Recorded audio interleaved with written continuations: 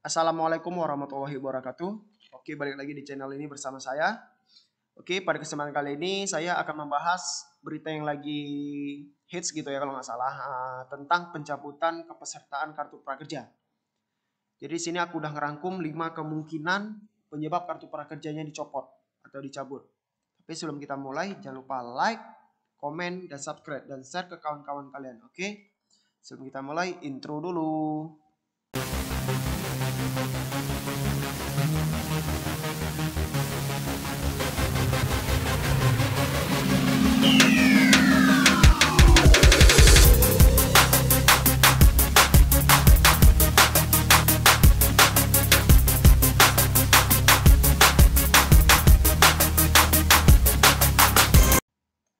Oke, jadi beberapa hari ini banyak kawan-kawan aku yang WA dan juga komen di akun YouTube aku tentang kartu prakerja mereka yang dicabut.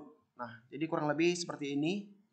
Ketika mereka ingin login, keluar notifikasi seperti ini. Mohon maaf, kartu prakerja kamu dicabut sesuai dengan Permenko Perekonomian nomor 3 tahun 2020 pasal 15 ayat 3. Jadi keluar notifikasi seperti ini ya.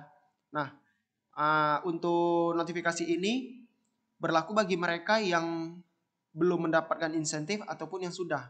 Yang penting udah lulus ya, udah dapat kartu prakerjanya saldo 1 juta. Nah, jadi ini berlaku untuk semua yang udah lulus, walaupun udah cair duitnya. Jadi di sini aku udah cari-cari informasi juga, bahwasanya ada 5 kemungkinan yang menjadi penyebab kenapa kartu prakerja kita itu dicabut. Nah, tapi sebelumnya itu aku udah cari juga tentang ini peraturan nomor 3 tahun 2020 pasal 15 ayat 3-nya. Jadi langsung aja.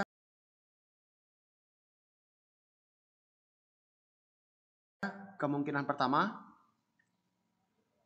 Nah, kemungkinan pertamanya itu udah sesuai dengan perundang-undangannya ya, peraturannya ini ya. Nah, jadi nomor 3 peraturan menterinya ini nomor 3 tahun 2020 tentang peraturan pelaksana peraturan presiden nomor 36 tahun 2020 tentang pengembangan kompetensi kerja melalui program kartu prakerja. Nah, jadi ini memang peraturan khusus untuk bahas kartu prakerja gitu ya. Jadi seperti aku bilang tadi, kemungkinan yang pertama itu saldonya belum kita pakai. Jadi yang pertama itu tadi ya, yang pertama tadi saldo 1 jutanya belum dipakai. Jadi udah lulus, udah dapat saldo 1 juta tapi belum digunakan untuk apapun, belum ada beli pelatihan gitu, belum ada ikut pelatihan. Karena di sini kan jelas ya. Nah, pasal 15 ayat 3. Jadi kita scroll di sini. Pasal 15. Nah, pasal 15 ini tentang pemilihan jenis pelatihan. Nah, jadi pasal 15 ini nomor satunya aja, ayat satunya. Penerima kartu prakerja menggunakan bantuan pelatihan untuk mengikuti pelatihan dalam bentuk pembekalan kompetensi kerja, peningkatan kompetensi kerja, atau alih kompetensi kerja. Jadi di ayat satu ini aja udah jelas kita harus menggunakan untuk pelatihan. Nah, jadi kemungkinan pertama tadi itu nggak kita gunakan. Karena dipertegas di pasal nomor 3, di ayat 3, pemilihan jenis pelatihan dan lembaga pelatihan sebagaimana dimaksud pada ayat 1 dilakukan paling lama 1 bulan setelah kartu prakerja diterima. Nah, jadi selama 1 bulan nih saldo 1 jutanya nggak kita pakai, nah itu otomatis bakal balik lagi ke kas negara uang 1 jutanya dan kartu kepesertaan kita bakal dicabut. Dan itu terjadi sama kawan aku. Jadi dia nggak bisa ikut pelatihan karena kan setiap kita mau beli pelatihan tuh harus ada notifikasi ke nomor HP kita. Nah, jadi kawan aku nih kasusnya nomor HP-nya tuh udah terblokir, udah nggak bisa lagi buat yang baru gitu. Jadi setiap dia mau ikut pelatihan bakal muncul kode OTP-nya ke nomor HP, tapi nomor HP-nya tuh udah nggak aktif. Nah, jadi saldo 1 jutanya tuh udah nggak bisa dipakai untuk apapun dan akhirnya dicabut. Itu kemungkinan pertama ya.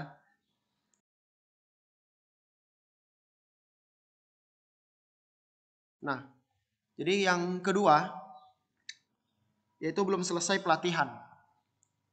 Nah, ini kasusnya hampir sama sih dengan yang pertama, tapi gini maksudnya. Yang kedua ini kita udah berhasil beli, tapi nggak kita gunakan. Jadi contohnya seperti ini. Nah, ini punya kawan aku nih. Dia udah beli dua pelatihan. Yang pertama udah aktif dan dia udah cair juga selama 2 kali insentifnya. Kemudian dia ikut lagi pelatihan di platform Bukalapak yang ini. Nah, yang ini belum selesai, statusnya masih aktif. Nah, jadi bisa jadi kemungkinan yang kedua itu kita belum selesaikan pelatihan, kita udah beli, tapi pelatihannya belum kita ikuti. Nah, di sini seolah-olah kita tidak serius dalam mengikuti pelatihan gitu. Kita hanya membeli tapi tidak menyelesaikannya. Nah, itu bisa jadi kemungkinan yang kedua. Dan ini juga berlaku untuk kawan-kawan yang kemarin itu yang mungkin beli paketan ya. Paketan tuh dia beli mungkin 1 juta atau di bawah, tapi sekali beli itu mungkin ada 8 atau 6 pelatihan sekaligus. Nah, itu kawan harus selesaikan. Karena kemungkinan keduanya itu tadi ya, belum selesaikan pelatihannya. Karena kan aku ada juga yang gitu, dia belum selesaikan pelatihannya dan akhirnya dicabut juga. Jadi kawan-kawan harus selesaikan pelatihan yang udah kawan-kawan beli. Oke ya, itu kemungkinan yang kedua.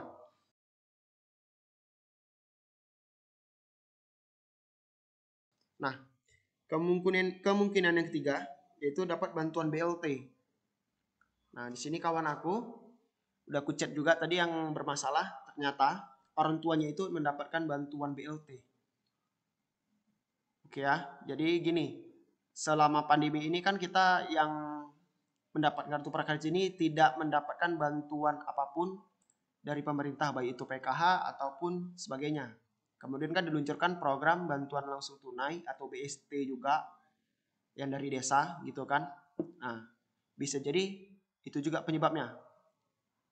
Karena di sini udah aku tanya kawan aku, ternyata dia udah cair, udah 2 kali cair bahkan. Kemudian orang tuanya yang satu kakak dengan dia mendapatkan bantuan dari dana desa gitu, bantuan COVID lah yang sejumlah 16.000 kalau nggak salah. Jadi bisa jadi kemungkinan itu tadi. Karena kan kita satu kakak tuh kan, karena ini sekawan tadi satu kakak dengan orang tuanya, kemungkinan itu tadi yang kedetek sudah mendapatkan bantuan. Jadi kartu prakerja untuk tahap selanjutnya di stop punya dia. Jadi itu yang ketiga tadi mendapatkan bantuan. Oke.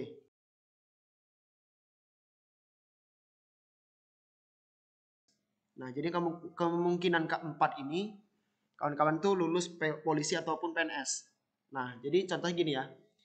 Ketika kita mendaftar dan mengikuti pelatihan dan kita juga udah mungkin dapat insentif yang pertama, itu status kita masih pengangguran lah. Jadi kita ada ikut seleksi penerimaan polisi, tentara ataupun PNS, kan itu saling berdekatan waktunya. Mungkin aja selama seleksi itu kita mengikuti program kartu prakerja, kemudian kita lulus. Nah, jadi simpelnya gini, ketika kita mendaftar dan mengikuti pelatihan prakerja, kita belum menjadi polisi atau PNS atau tentara gitu, TNI ya. Kemudian seiring berjalannya waktu, kita ikut tes dan alhamdulillah kita lulus gitu misalnya. Mau itu lulus polisi, TNI ataupun PNS. Nah, jadi otomatis kan nomor NIK kita tuh, nomor NIK terdetek sebagai anggota aparatur sipil negara gitu ya, ASN ataupun tentara ataupun polisi gitu ya. Karena di sini juga berdasarkan FAQ dari kartu prakerja sini jelas siapa aja sih yang bisa dapat manfaat kartu prakerja. Nah, jadi sini ada jelaskan juga nih ya, garis besar ini dia. Nah, namun jika kamu adalah salah satu dari pekerjaan di bawah ini, maka kamu tidak bisa mendaftar program kartu prakerja. Seperti aku bilang tadi, mungkin pas kita daftar, kita masih pengangguran gitu. Kita belum lulus polisi, tentara, atau PNS. Kemudian seiring berjalannya waktu, kita tes dan alhamdulillah lulus gitu. Lulus polisi, tentara, ataupun menjadi PNS. Nah, otomatis itu kartu prakerja bakal di stop gitu. Karena di sini jelas ya.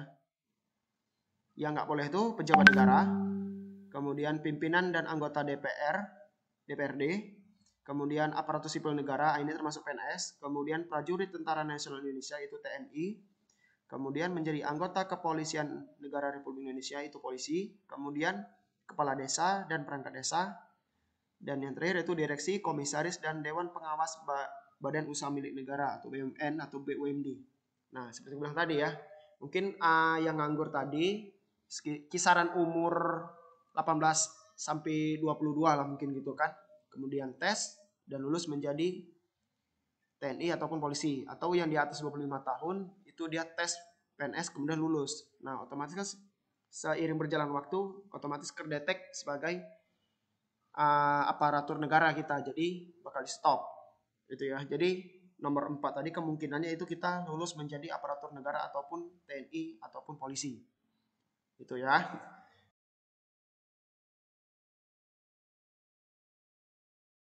Kemudian yang terakhir kemungkinan yang kelima, sedang sekolah ataupun kuliah.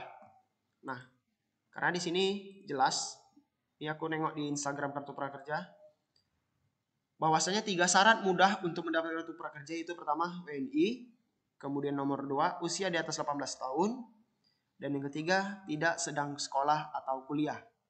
Nah, bisa jadi kemungkinan kelima ini kita terdeteksi sebagai siswa ataupun mahasiswa. Gitu ya. Jadi mungkin aja pihak Kartu Prakerja itu berhasil mendeteksi bahwasanya teman-teman ini sedang kuliah ataupun sekolah. Karena kan di NIK itu bersinkron dengan data dari Kemenristek-Dikti gitu. Jadi bisa jadi aja terdetek bahwasanya kawan-kawan itu sedang sekolah ataupun kuliah, kemudian di stop kartu prakerja kita. Nah, jadi udah aku baca juga di Permenko nomor 3 ini di pasal 19 ya, juga jelas ya. Penerima kartu prakerja yang dengan sengaja tidak menyelesaikan pelatihan dicabut kepesertaannya dalam program kartu prakerja. Itu balik lagi ke poin nomor 1 dan 2 seperti gue bilang tadi ya. Dan yang kedua, dalam pasal 19 ini dalam hal penerima kartu prakerja dicabut kepesertaannya sebagaimana dimaksud pada ayat 1. Itu tadi. Jadi kurang lebih ya itu tadilah 5 kemungkinan kenapa kok kartu prakerja kita dicabut. Jadi kita rekap ulang ya. Yang pertama, saldo 1 jutanya belum kepake untuk ikut pelatihan. Jadi kita biarin aja gitu, nggak kepake, itu ya kemungkinan yang pertama. Yang kedua, belum menyelesaikan pelatihan. Dan yang ketiga, dapat bantuan dari pemerintah. Dan yang keempat, lulus menjadi aparatur negara ataupun aparat. Dan yang kelima, sedang sekolah ataupun kuliah. Jadi itu 5 kemungkinan kenapa kartu prakerja kita dicabut. Dan jika ada kawan-kawan yang nanya gimana sih solusinya?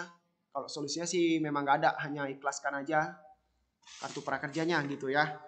Karena memang sudah bulat lah, nggak bisa bakal ditarik ulur lagi untuk mengembalikan kartu prakerja yang udah ditarik oleh pihak kartu prakerja. Jadi ya kawan-kawan ikhlaskan aja. Dan memang nggak ada cara lain ya gitu selain ya ikhlas lah gitu memang. Jadi buat kawan-kawan yang belum menyelesaikan pelatihannya segera selesaikan, karena sebelum menyelesaikan bakal dikasih limit itu sebulan gitu ya. Jadi segera selesaikan juga. Dan buat kawan-kawan yang masih ada kendala bisa komen di bawah atau sharing di kolom komentar. Semoga video ini dapat bermanfaat bagi kawan-kawan sekalian. Jadi jika ada yang kurang jelas atau mau sharing bisa cek di kolom komentar ya. Oke, sekian dari saya. Wassalamualaikum warahmatullahi wabarakatuh. See you.